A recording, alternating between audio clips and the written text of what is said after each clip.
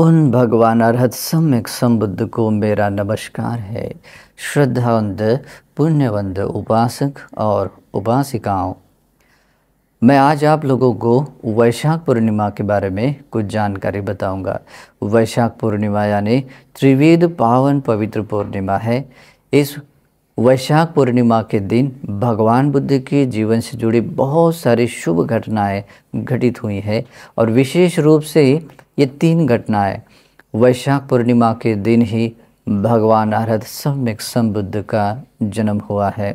वैशाख पूर्णिमा के दिन ही भगवान बुद्ध ने सम्मा संबोधि ज्ञान प्राप्त किया है और इस वैशाख पूर्णिमा के दिन ही भगवान बुद्ध ने महापरिनिर्वाण प्राप्त किया है। तो ये तीनों घटनाएं भगवान बुद्ध के जीवन से जुड़ी बहुत ही महत्वपूर्ण हैं। तो ये वैशाख पूर्णिमा सभी देवता और मनुष्यों के हित सुख के लिए बनी हुई है। ये वैशाख पूर्णिमा का ही एक ऐसा शुभ मुहूर्त, शुभ क्षण है जिस क्षण भर ये सारे देवता मनुष्यों के शास्ता लोकनाथ तथागत अरहत सम्यक संबुद्ध संसार में आते हैं। जो तथागत सम्यक संबुद्ध इस सभी देवता और मनुष्यों को निर्वाण का, मुक्ति का मार्ग दिखाते हैं। इसलिए भगवान भी कहते हैं कि एक व्यक्ति है जो ऐसे जन्म लेते हैं जो सारे देवता और मनुष्यों में सबसे आश्चर्य अद्भुत गुणों के साथ उनका जन्म होता है। उनको कहते हैं आश्चर्य मनुष्य। तो आश्चर्य मनुष्य वो एक व्यक्ति है तथागत अरहत सम्यक संबुद्ध। भगवान के जन्म से संबंधित जो आश्चर्य स्वभाव गुणधर्म है वैसा इस संसार में किसी भी प्राणियों के प्रति नहीं, ना किसी श्रमण ब्राह्मण देवता मार ब्रह्मा किसी के प्रति नहीं है। एकमात्र भगवान बुद्ध ही कैसे है जो बहुत ही महानुभाव के साथ आश्चर्य अद्भुत गुणधर्मों के साथ उनका जन्म होता है। और ये जन्म ऐसे ही नहीं होता है। भगवान बुद्ध कहते स्वयं एक भगवान अपने सर्वज्ञता ज्ञान से भगवान के जन्म के बारे में कहते हैं, तथागतो भिक्खवे पातु भाव बहुजन हिताय बहुजन सुखाय। भगवान कहते हैं भिक्षुओं, तथागत सम्यक संबुद्ध जो अरहंत सम्यक संबुद्ध है उनका प्रादुर्भाव यानी संसार में उनका जन्म क्या होता है, बहुजन हिताय। इस अनंत ब्रह्मांड के सभी प्राणियों में अधिकाधिक लोगों के हित के लिए, अधिकाधिक लोगों सत्वों जीव सत्वों के सुख के लिए उनका जन्म होता है। आगे भगवान बुद्ध कहते हैं अथाय हिताय सुखाय देव मनुष्यानम। और ये जो सभी इस अनंत ब्रह्मांड में देवता मनुष्यों में जो जितने भी प्राणी देवता मनुष्य हैं उनके परम अर्थ के लिए, परम अर्थ में क्या है, परमार्थ में निर्वाण है। तो परमार्थ के लिए भगवान का जन्म होता है। हिताय, हितों में परम हित निर्वाण है। तो ऐसा निर्वाण का हित, लोगों का निर्वाण प्राप्त करके लोगों का हित कर सके, इसलिए भगवान का जन्म होता है। और सुखाय, भगवान का जन्म देवता और मनुष्यों के सुख के लिए होता है। सुखों में परम सुख निर्वाण है और उस निर्वाण सुख को देने वाले ही भगवान होते हैं। इसी कारण से जितने भी भगवान इस संसार में आते हैं, तथागत सम्यक संबुद्ध आते हैं, वे सभी भगवान अरहत सम्यक संबुद्ध लोक सत्वों को सुखी बनाने के लिए ही आते हैं। इसलिए सामान्य रूप से भगवान के जन्म से ही इस अनंत ब्रह्मांड में सुख की गंगा बहती है। इसी कारण से भगवान कहते हैं सुखो बुद्धानंगोपादो, बुद्धों का उत्पाद यानी बुद्धों का जन्म सुखकर है सभी देवता और मनुष्यों के लिए। इस कारण से भी इस वैशाख पूर्णिमा के दिन में ये घटना घटित हुई है जिससे कि ये सभी देवता मनुष्यों का हित हो सके। ये सौभाग्य इस आज के दिन ही प्रादुर्भूत हुआ है, लोगों को मिला हुआ है। तो ये पवित्र घटना आज के दिन में है। फिर भगवान के जीवन से जुड़ी दूसरी घटना है सम्मा संबोधि ज्ञान पाना। जैसे भगवान बुद्ध ने बोधिमंड वज्रासन जो बुद्ध गया में विराजमान है, तो बोधि वृक्ष के नीचे जो बोधिमंड वज्रासन है वहाँ पर विराजमान होकर भगवान बुद्ध ने सम्मा संबोधि ज्ञान प्राप्त किया, अरहंत सम्यक संबुद्ध बने।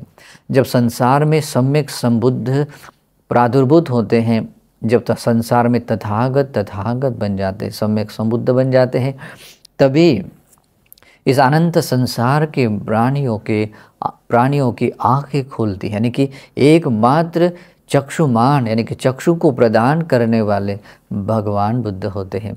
जो अविद्या अंधकार से ढकी हुई प्रजा है, तो अविद्या अंधकार में जो संसार के सत्वों को दिखाई नहीं देता है, उनको सत्य का मार्ग, निर्वाण का मार्ग दिखाने के लिए भगवान बुद्ध बन जाते हैं। और इसी कारण से भगवान ये भी कहते हैं कि भगवान अरहत सम्यक संबुद्ध को जब सम्मा संबुद्धि ज्ञान प्राप्त होता है, इसी से ही संसार में श्रोतापन्न व्यक्ति, सकदागामी, अनागामी, अरहंत व्यक्तियों का भी प्रादुर्भाव होता है। यानी कि निर्वाण के मार्ग पर आए हुए और निर्वाण के महान प्रतिफल को पाए हुए लोगों का प्रादुर्भाव भी भगवान बुद्ध के बुद्ध बनने से ही होता है। भगवान सम्यक संबुद्ध बनते हैं तभी ये बात होती है। और ये घटना भी आज के ही मतलब ये अभी जो आने वाली वैशाख पूर्णिमा है, इस वैशाख पूर्णिमा के दिन ही घटित हुई है। इसी दिन से सारे देवता मनुष्यों के लिए ये द्वार खुला हुआ है, निर्वाण का द्वार खुला हुआ है। इस धर्म शासन में, निर्वाण के मार्ग में, निर्वाण नगर में आने के लिए आज ये द्वार खुला हुआ है, यानी कि आज यानी वैशाख पूर्णिमा जो है। तो तीसरी घटना है, भगवान बुद्ध ने इसी वैशाख पूर्णिमा के शुभ अवसर पर महापरिनिर्वाण प्राप्त किया, यानी कि जो स्कंद परिनिर्वाण, जैसे 3 तरह के परिनिर्वाण होते हैं, जैसे क्लेश परिनिर्वाण है ना, जैसे कि सम्मा संबुद्धि ज्ञान प्राप्त करते हुए अरहंत बने हैं, ये परिनिर्वाण। और दूसरा कहते हैं स्कंद परिनिर्वाण, यानी कि भगवान का शरीर से त्याग करते हुए परिनिर्वाण। तो ऐसा परिनिर्वाण उसको कहते हैं निरूपादिशेष पर निब्बाण धातु या परिनिब्बायति, यानी कि ऐसे पुनर्भाव के लिए कोई भी ऐसी उपाधि तृष्णा क्लेश शेष नहीं रहता है। निरूपाधि शेष वो निर्वाण धातु में परिनिर्वाण को प्राप्त हुए, तो इसे कहते हैं स्कंद परिनिर्वाण। ये परिनिर्वाण होना यानी इस संसार में जो बार बार मिलने वाला जो दुख होता है, जन्म लेने का दुख, बूढ़ा होने का दुख, मरने का दुख और बाकी भी दुख, इस सारे दुख चक्र से जो हमेशा के लिए जो मुक्त हो गया है, जिसने परम अमृत निर्वाण को पाया है, तो वो परिनिर्वाण, तो वो घटना भी आज मतलब इसी वैशाख पूर्णिमा के शुभ अवसर पर हुई है। तो इस तरीके की त्रिविध पावन पवित्र घटनाएं इस वैशाख पूर्णिमा के दिन हुई हैं। तो ये हमारे लिए सौभाग्य की बात है। हमारा सौभाग्य है कि भगवान बुद्ध के बारे में आज हम जान सकते हैं, भगवान बुद्ध को शरण गए हुए हैं। जो तथागत सम्यक संबुद्ध सैकड़ों कल्पों में कभी कभार संसार में आते हैं, और वे सम्यक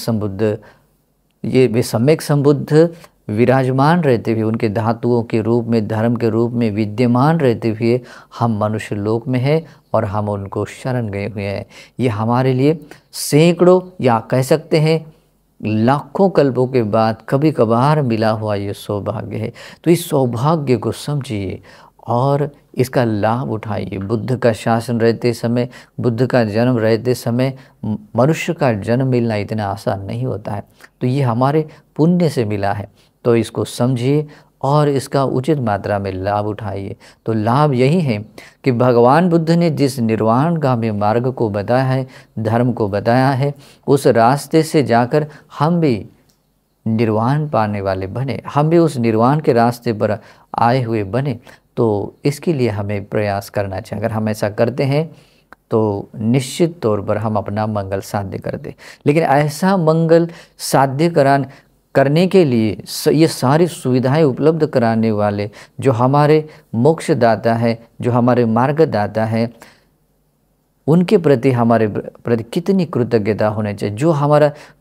जो कोई व्यक्ति छोटा सा भी मंगल करता है तो उनके प्रति हम बहुत कृतज्ञ रहते हैं।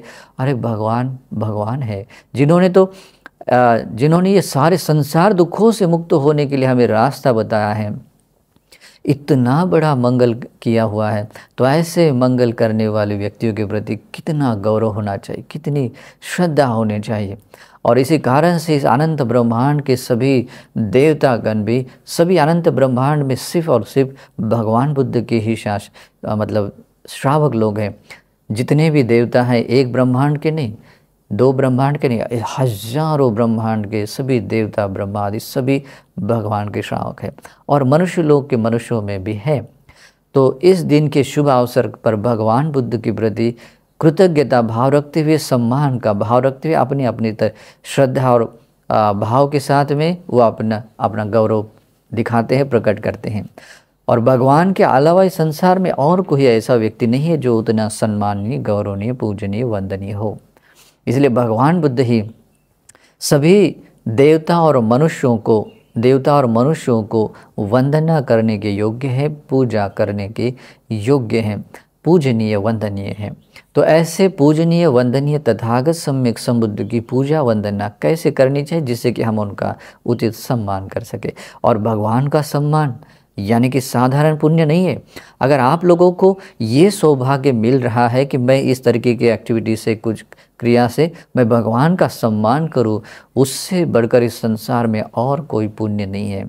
जो व्यक्ति तथागत के प्रति श्रद्धावान होता है, वो आग्रह के प्रति श्रद्धावान होता है, और आग्रह के प्रति श्रद्धावान है तो पुण्य भी आग्रह ही मिलेगा, और आग्रह पुण्य है तो उसका फल भी आग्रह ही मिलेगा। तो आग्रह फलों में आग्रह फल है निर्वाण। इसीलिए उपासकों, आप चाहे जिस कुल परंपरा में जन्मे क्यों न हो, अगर आप अपना भला चाहते हैं, ऐसे महान पुण्य के भागी बनना चाहते हैं, और ऐसे महान प्रतिफल को पाना चाहते हैं जिससे सारे संसार दुखों से मुक्त हो, तो ऐसा फल पाना चाहते हैं तो भगवान का उचित सम्मान करना चाहिए, उन्होंने बताए हुए धर्म के अनुसार प्रतिपादन करना चाहिए। तो भगवान का सम्मान करने का मौका इस वैशाख पूर्णिमा का, ये पूर्णिमा के शुभ अवसर पर आप ये व्यक्त कर सकते हैं। यही एक मौका है भगवान के उन गुणों को, त्रिविध घटनाओं को याद करते हुए हम उनका उचित सम्मान कर सकते हैं। तो सम्मान करने के अलग अलग तरीके हैं। तो सामान्य तौर पर भगवान की पूजा, वंदना और सम्मान दो तरीके से हम कर सकते हैं। उसको कहते हैं आमिष पूजा। आमिष पूजाओं के साथ में भगवान का उचित सम्मान करना चाहिए। तो आमिष पूजा में आता है कि आप भगवान की किस तरीके से आप पुष्पों से, धूप से या दिया या जैसे कि कैंडल्स जलाकर आप पूजा वंदना कर सकते हैं। भगवान को इस जो दक्षिण ये देने और पूजा करने योग्य जितने भी चीज़ें हैं उनको आप ऑफर कर सकते हैं, पूजा कर सकते हैं। इससे भगवान का आप उचित सम्मान कर सकते हैं। साथ में आप भगवान के सम्मान के लिए बहुत सुंदर तरीके से इस वैशाख पूर्णिमा के शुभ अवसर पर बहुत सुंदर तरीके से विहार को साफ सुथरा बना सकते हैं। जहाँ भगवान रहते हैं वो भगवान की कुटी है, जगह है। उस भगवान के निवास को बहुत सुंदर तरीके से सजाना चाहिए, फूलों से, लाइटिंग से, या जिस तरीके से साफ़ सुथरा बनाकर क्लीन बनाना चाहिए। तो ये भगवान का सम्मान है। आप जिस किस प्रकार से वहाँ कोई कार्य करते, सेवा कार्य करते, उससे भगवान का ही सम्मान है। साथ में वहाँ पर आप जाते हैं तो खाली हाथ नहीं जाना चाहिए, कुछ ना कुछ साथ में लेकर, जब पूजा के लिए योग्य चीज़ है उसके साथ में जाना चाहिए।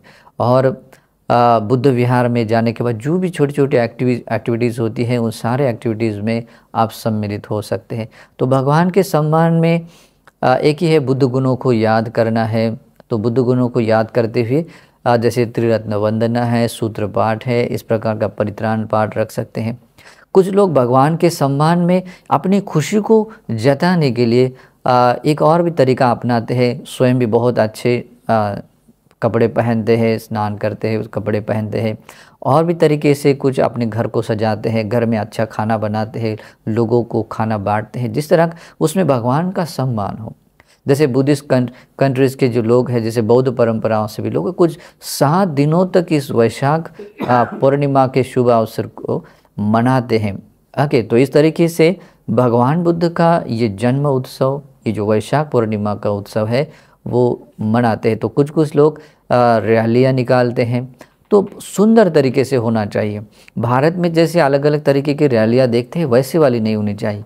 उसमें शांति हो, जिसमें मैत्री करुणा का संदेश हो, जिसमें मतलब विनयशीलता हो, शील सदाचार नैतिकता का संदेश हो, तो ऐसी रैली निकालना चाहिए जिसमें भगवान का सम्मान हो।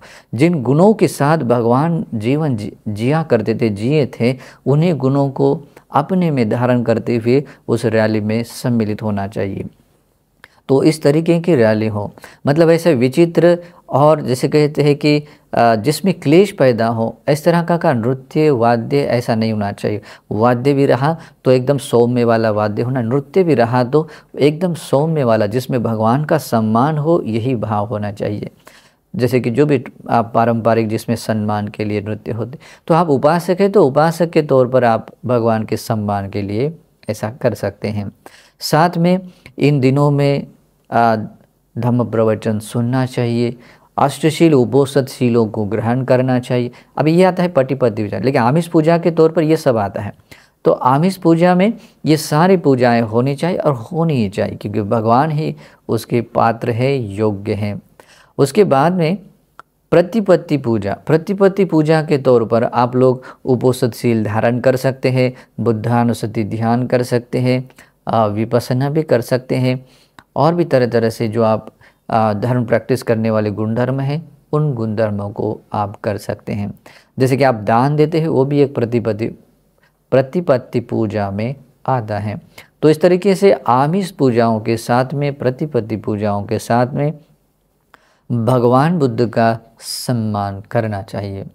जो सौभाग्य हमें भगवान बुद्ध के कारण मिला है, तो उन सौभाग्य को देखकर, उस सुलाभ को देखकर मन में श्रद्धा जगाए, कृतज्ञता जगाए, और उसी श्रद्धा और कृतज्ञता के साथ में ये इस तरह का सम्मान पूजा कीजिए। और ये वैशाख पूर्णिमा भगवान बुद्ध के जन्म का जो उत्सव है, वो उत्सव मनाएं। देखिए, देवता लोग भी जब संसार में बुद्ध आने वाले होते हैं, इस बात को देखकर, ये समझते हुए भी अपना हर्ष उल्लास प्रकट करते हैं और बहुत दिनों तक अपना प्रीति के साथ में एक आनंद उत्सव मनाते हैं। तो हम लोग भी इसी वैशाख पूर्णिमा को अपना आनंद उत्सव मनाने के लिए इस तरह की एक्टिविटीज़ अपने विहार में, अपने गाँव में, अपने एरिया में ऐसे आयोजित कीजिए और भगवान का सम्मान कीजिए। इससे बहुत मंगल होगा, बहुत कल्याण होगा। ये भगवान का सम्मान, ये भगवान की पूजा वंदना आपके जन्म जन्म के दुखों को दूर कर सकती है, आपको 100% दुर्गति लोक से भी मुक्त कर सकती है, आपको निर्वाण के रास्ते, मोक्ष के रास्ते ला सकती है। तो ऐसा मंगल इस वैशाख पूर्णिमा के दिन आप कर सकते हैं, साध्य कर सकते हैं। तो ये जो उपदेश मैंने दिया है, इस उपदेशों के अनुसार अनुगमन करते हुए प्रतिपत्ति पूजा, आमिष पूजाओं के तौर पर भगवान के इस वैशाख पूर्णिमा की त्रिविध पावन पवित्र पूर्णिमा को एक आनंद उत्सव की तरह मनाएं और अपना मंगल साध लीजिए। ये धर्म देशना आप लोगों को बहुत ही सुंदर तरीके से पुण्य कमाने के लिए और पुण्य के महान प्रतिफल पाने के लिए हेतु बने। इस सद्भाव से मंगल कामना करता हुआ वैशाख पूर्णिमा के शुभ कामनाएं, मंगल कामनाएं आप सभी के लिए मैं व्यक्त करता हूँ। नमो बुद्धाय।